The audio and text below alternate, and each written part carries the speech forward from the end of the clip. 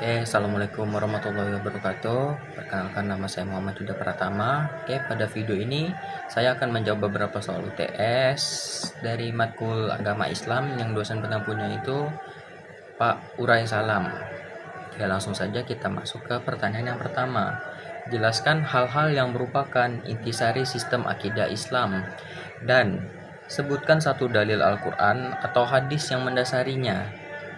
Akidah Islam itu tuh adalah dasar keyakinan seorang muslim kepada Allah Subhanahu wa taala dan hal-hal yang telah disebutkannya seperti yang ada pada rukun iman.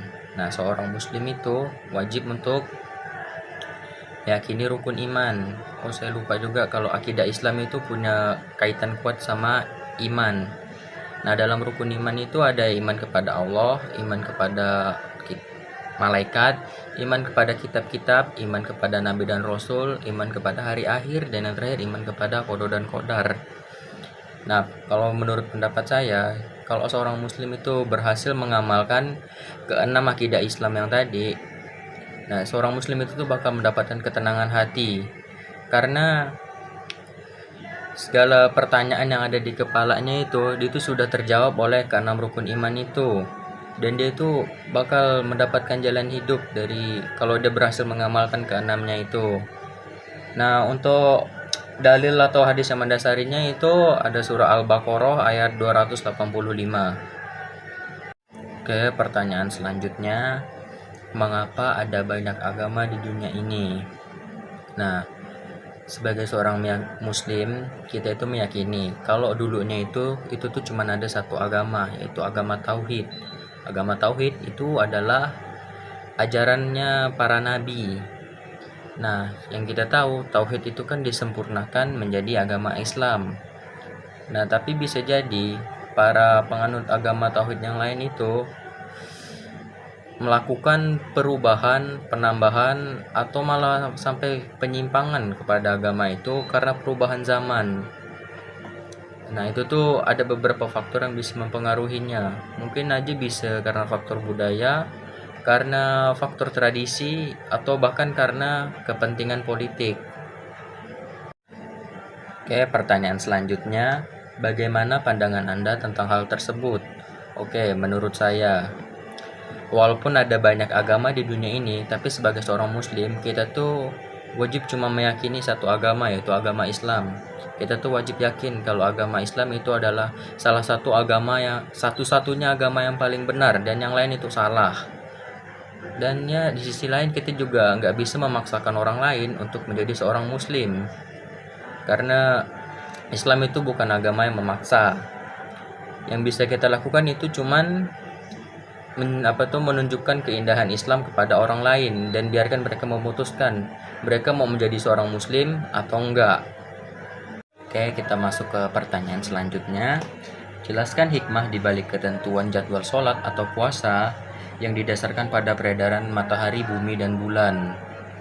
Nah, seperti yang kita tahu, jadwal sholat atau puasa itu tuh nggak punya jam pasti, tapi dia ditentukan sama peredarannya matahari, bumi, dan bulan.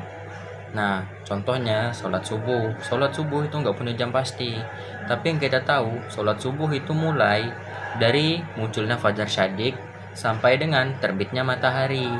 Begitu juga dengan puasa. Puasa itu dia nggak punya jam pastinya juga, tapi kita tahu puasa itu mulainya dari waktu subuh sampai dengan waktu maghrib. Nah, hikmahnya yang pertama itu, para ilmuwan muslim itu tuh bisa membuat jadwal sholat dan puasa karena mereka itu bisa melakukan perhitungan. Soalnya rotasi peredaran matahari, bumi, dan bulan itu tuh sudah pasti. Jadi ilmuwan muslim itu bisa melakukan perhitungan. Nah, hikmah yang lain itu, kalau semisalnya jadwal sholat atau puasa itu ditentukan oleh jam, itu tuh bakal sulit karena yang kita tahu waktu di bumi ini nggak semuanya sama. Mungkin di Indo jam 7 itu sudah gelap, tapi di negara kayak Finlandia dan Norwegia jam 10 malam aja di sana tuh masih terang. Nah, jadi kasihan gitu mereka. Di Indo sholat subuh itu mulainya pagi gitu, jam 4.30. Nah, tapi di negara lain di waktu itu tuh masih malam.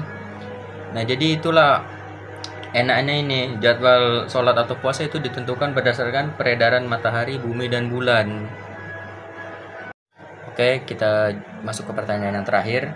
Jelaskan salah satu contoh keindahan ajaran Islam dalam pengalaman hidup Anda. Oke, dalam pengalaman hidup saya, menurut saya ajaran Islam yang paling indah itu adalah tentang masjid. Nah, banyak orang yang ngira kalau masjid itu tuh sekedar tempat ibadah. Padahal masjid itu tuh lebih dari sekedar tempat ibadah. Masjid itu tuh seperti rumah kedua kita. Kita di masjid itu nggak sekedar sholat dan habis itu pulang. Nah, kalau kita sering lihat di beberapa masjid, itu tuh banyak anak-anak yang bermain di masjid. Mereka mengaji di masjid, bahkan mereka mendengarkan ceramah di masjid. Nah, hal itu tuh membuat anak-anak itu tuh jadi punya keterikatan yang sangat kuat gitu sama masjid. Mereka tuh menganggap masjid itu tuh sebagai rumah mereka sendiri. Dan menurut saya itu tuh adalah salah satu hal yang indah banget dari Islam. Ya, mungkin itu saja ya. Terima kasih atas perhatiannya. Assalamualaikum warahmatullahi wabarakatuh.